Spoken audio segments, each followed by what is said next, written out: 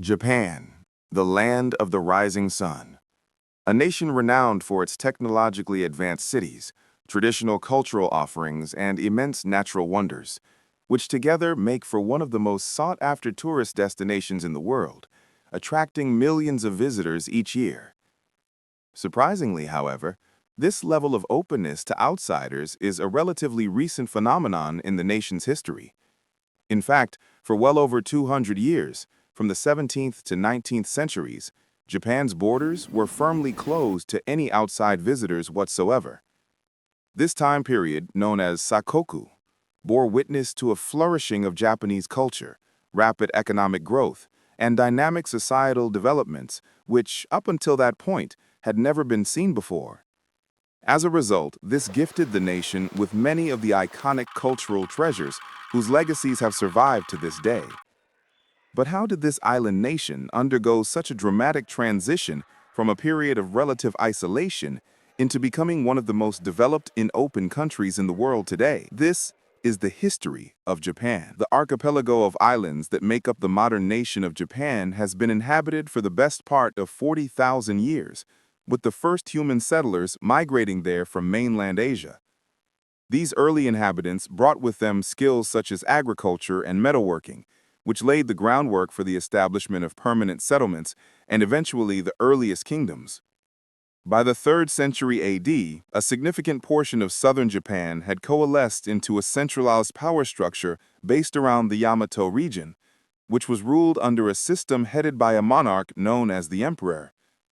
Much of Japan's early history would be shaped and influenced by cultures from the Asian mainland, with Buddhism being introduced to the region in the year 552 from Korea, and later in 645, a series of reforms known as the Taika reforms being implemented to remodel the political landscape of the country and mirror the Chinese system based around an imperial court. This court initially did not have a permanent home and was moved to a different location with each passing emperor. That was until 794, when Emperor Kamu decided to fix the capital in one place, modern-day Kyoto, thereby initiating the beginning of the Heian period, which was to last for almost 400 years. Over time, however, the imperial court became grandiose and too focused on internal politics, neglecting proper governance of the country outside of the capital and greatly weakening its own authority. As a consequence, this land that was formerly under the control of the emperor began to gradually slip into the hands of local noble elites, which led to the emergence of a feudal system where power was decentralized and not centered on the imperial court in Kyoto. This decline in the central authority of the state led to powerful regional warrior clans like the Taira and Minamoto growing in strength, backed by the military might of their samurai warriors. They were ultimately able to challenge the dominance of the emperor during the Heiji Rebellion of 1160, which was sparked by disagreement over who should inherit the imperial throne.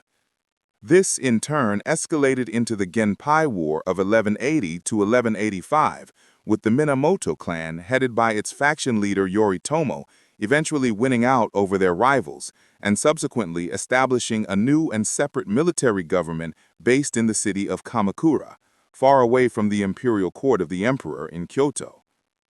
Yoritomo was able to go further and convince the emperor Go-Shirakawa to grant him the title of shogun, or great general, in 1192, effectively making him the de facto ruler of all Japan and initiating a period of military rule called the shogunate that was to last for the next 700 years. The fighting abilities of the samurai would soon be put to the test once again at the beginning of the 13th century, when one of the largest empires in history turned its attention towards conquering Japan. In 1265, the Mongol Empire, headed by Kublai Khan, demanded that Japan submit to him as a vassal state. But after receiving no response, the Mongol leader began to plan a full-scale invasion of the country. The Mongol forces landed on the island of Kyushu in 1274 and met a determined, although significantly smaller, force of samurai in battle. Despite being severely outnumbered, the tide turned in favor of the Japanese defenders when a powerful typhoon, called the Kamikaze, or Divine Wind, suddenly swept through the region and destroyed practically all of the Mongol fleet. The Mongols attempted a second invasion in 1281, but remarkably faced the exact same outcome as what had befallen their predecessors some 7 years earlier, with their forces being wiped out by yet another typhoon. Although they had successfully seen off the threat of invasion, Japan's defensive efforts had nevertheless almost bankrupted the treasury of the shogunate, and so consequently many of the samurai were not paid for their services. This greatly soured relations between the military government and the samurai clans, and so in 1333, Emperor Go-Daigo launched a coup with the aim of restoring power to reside with him as emperor and the imperial court in Kyoto. Despite being successful in this endeavor, this state of affairs did not last long, for just 5 years later, in 1338, Go-Daigo himself was overthrown in another coup which restored the power of the shogun under the new leadership of Ashikaga Takauji. Even though the shogunate's authority had been restored, actual power within Japan was retained amongst the regional samurai clans, whose feudal lords, called daimyo, directly controlled the land for themselves. These clans would often forge alliances and plot against one another to alter the balance of power within the country as they saw fit, which more often than not resulted in open civil war. The most violent of these conflicts broke out in 1467, with the Onin War being fought to decide who would succeed the ruling shogun Ashikaga Yoshimasa. The daimyo took sides in the conflict and effectively caused the feudal system to collapse, carving up the country for themselves into a patchwork of smaller independent states. This chaotic time, known to history as the Warring States, or Sengoku period, continued well into the 16th century and saw many significant military developments, such as the emergence of ninjas who carried out covert assassinations and espionage missions, as well as the deployment of Buddhist warrior monks called Sohei on the battlefields. Although a paradigm shift in the fighting occurred in 1543 when a Portuguese trading ship was blown off course onto the island of Tanegashima, just south of Kyushu, the 3 Portuguese traders on board were the first Europeans to set foot in Japan, and they quickly established mercantile relations as part of the wider Portuguese trading network, which covered much of the Indo-Pacific region. Once a year, the Black Ship, as the Japanese referred to the Portuguese vessel, arrived off the coast to buy and sell merchandise, chief amongst which were European muskets. These weapons were completely unknown to the Japanese before this time, and as a result, quickly proved popular among the feuding daimyo, who were looking to gain a tactical advantage over their adversaries. So much so that by 1556, over 300,000 firearms were being used in the ongoing civil war. Similarly, the Portuguese also introduced Christianity to Japan, which greatly benefited their trading operations, with new converts being given preferential treatment in their ability to purchase guns, as well as, in some cases, receiving direct military support from the Portuguese themselves. One of the most prominent daimyo to cooperate with the Portuguese was Oda Nobunaga, who, although he did not convert to Christianity, harnessed the technological superiority of European gunpowder weapons to great effect and began to unite Japan under his rule. During the final stages of his grab for power in 1582, however, Nobunaga was ambushed and killed. He was quickly succeeded by one of his followers, Toyotomi Hideyoshi, a man of humble peasant origins who had risen through the ranks of the army to become a samurai daimyo, and who went on to complete the ambitions of his former master and unify the country.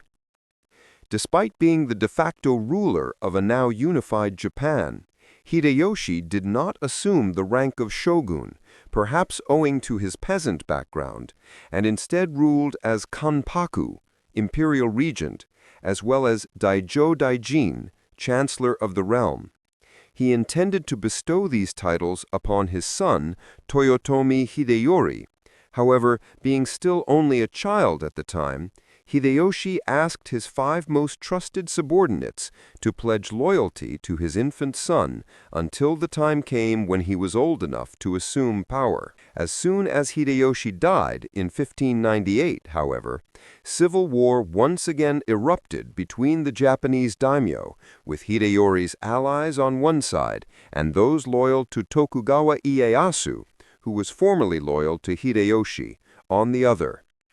The decisive battle came at Sekigahara in 1000, with Ieyasu being victorious over his rivals, ushering in a new era for Japan under the Tokugawa shogunate, which was to last for 268 years uninterrupted.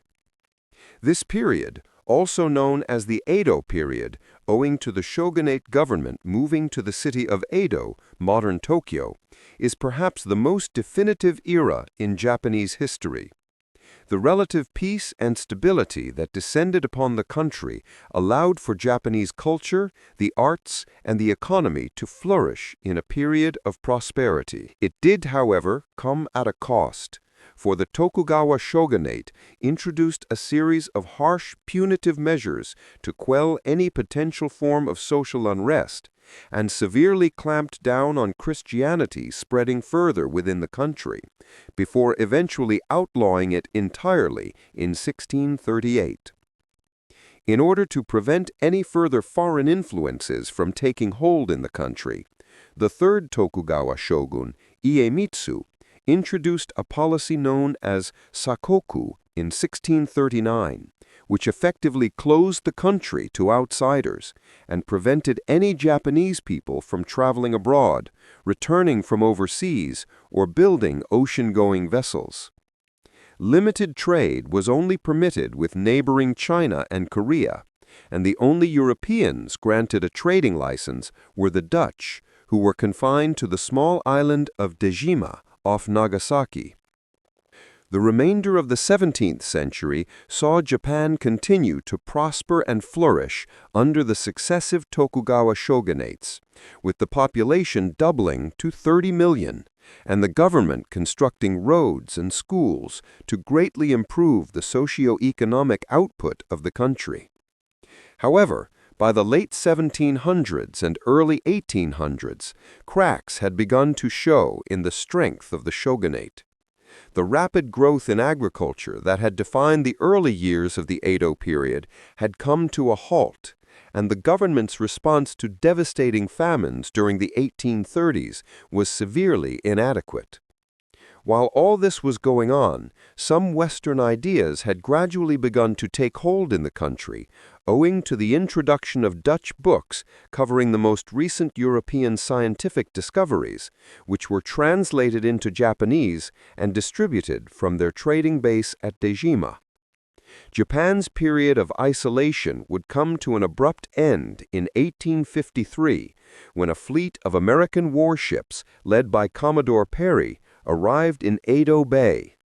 The U.S. government wished to open Japan's ports to international trade and was prepared to use military force to secure this goal if necessary. Being unable to match the superior firepower of the U.S. forces, the shogunate reluctantly agreed to Perry's demands and opened the country to American commercial interests, later extending this policy to other Western powers such as Britain and Russia. This seeming capitulation to the Western powers angered many within Japan, particularly those from the southern provinces of Choshu and Satsuma. They quickly formed an alliance and in 1868 convinced the young Emperor Meiji to issue a decree calling for an end to the Tokugawa shogunate. The armies of Choshu and Satsuma then marched on Edo, leading to the Boshin War and ultimately the downfall of the shogunate. The emperor subsequently regained supreme power over the country, marking a significant shift in Japan's governance. In 1869, the imperial court relocated to Edo, which was renamed Tokyo, and formally signaled the start of the Meiji Restoration. This would witness Japan embark on a new journey toward modernization, aiming to become a fully fledged nation-state on par with the Western powers. Under the Meiji government, priority was given to modernizing infrastructure with the introduction of railways, telegraph lines, as well as a universal education system and the lifting of the ban on Christianity.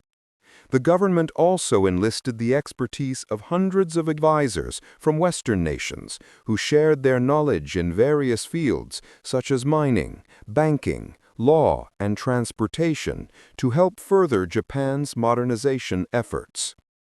One particular area of focus was on the military, which underwent significant adoption of the latest Western tactics and technologies. In 1877, this updated army was deployed to quell the Satsuma Rebellion, which had broken out due to the grievances of local samurai, who had seen their roles as the nation's traditional fighting force become obsolete in the face of a modern standing army. Japan's new military might was also put to use in expanding the nation's territory overseas in an attempt to replicate the colonial possessions of many of the Western powers of the time. After securing control over Hokkaido and annexing the Ryukyu Islands, Japan turned its attention toward China and Korea. In the First Sino-Japanese War of 1894 to 1895, Japan's highly motivated and well-led forces achieved a stunning victory over the larger military of Qing China, successfully annexing Taiwan as a result. In 1902, Japan signed a significant military alliance with Britain in order to counter the rising threat posed by Russian expansion in the region. The inevitable clash with Russia ultimately came at the Battle of the Yalu River, which marked the first time in decades that an Asian power had defeated a Western one. The Russo-Japanese War of 1904 to 1905 culminated in the dramatic Battle of Tsushima, in which Japan's newly built navy virtually annihilated their Russian opponents. These military successes allowed Japan to assert its dominance further across the region by annexing Korea in 1910, thereby positioning itself not just as a regional power, but now as a predominant Asian power on the world stage. Motivated by these recent military triumphs and further aspirations to expand across the Asia-Pacific region, Japan joined the Allies in the First World War with the aim of acquiring new colonies in the South Pacific that were nominally under German control. Following the conclusion of the war, Japan participated in the Treaty of Versailles and enjoyed favorable international relations, which were bolstered by its membership in the League of Nations.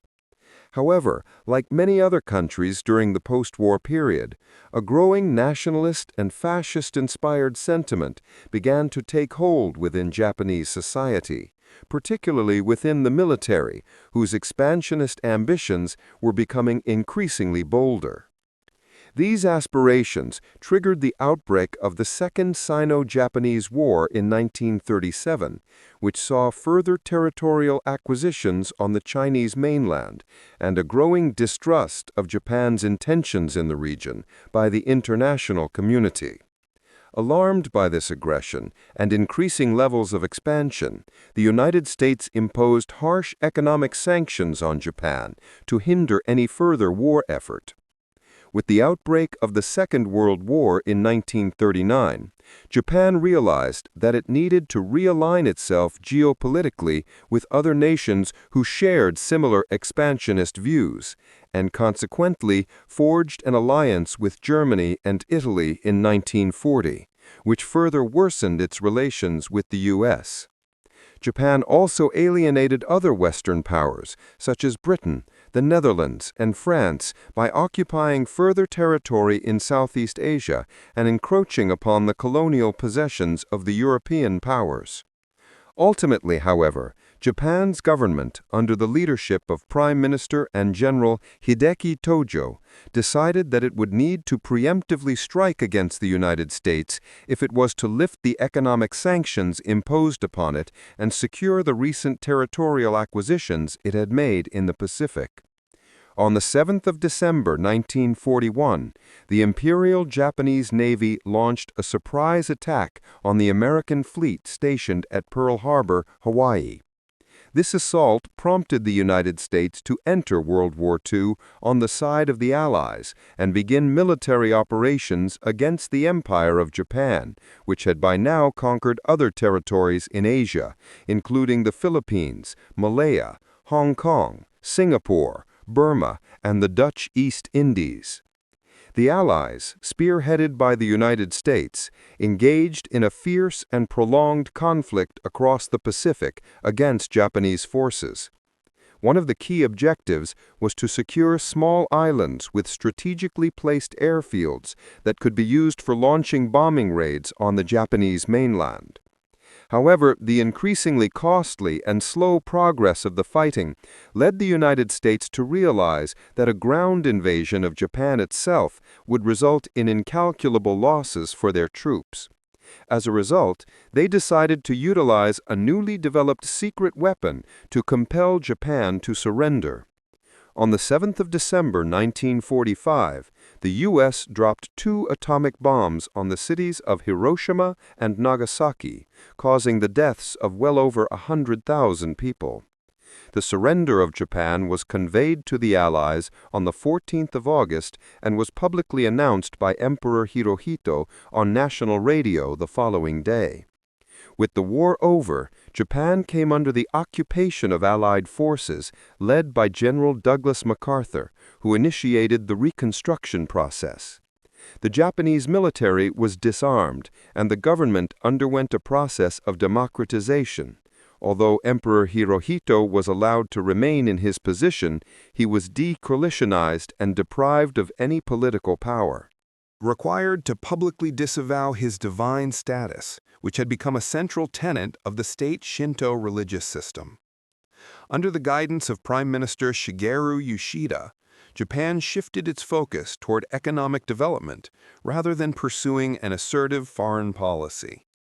By 1955, the Japanese economy had surpassed its pre-war levels, and by 1968, it had emerged as the world's second-largest capitalist economy. The following decades would see Japan establish itself as a global leader in automobile manufacturing and as a major player in the electronics industry, resulting in an economic boom backed by Japanese-made consumer goods. All of this post-war economic activity helped to shape and mold Japan into the successful nation that it is today, one that ranks high in almost every measure of global output and development, from economics to technology, and even life expectancy. All of this is owed to the arduous work ethic and tenacity of the Japanese people, who, after having suffered hardship during the final stages of the world's most destructive conflict, decided to embark on a different path altogether, toward rebuilding a modern nation-state that was free from the hostilities, divisiveness, and inequalities of the past. If you love Japanese people, like, comment, and subscribe our channel.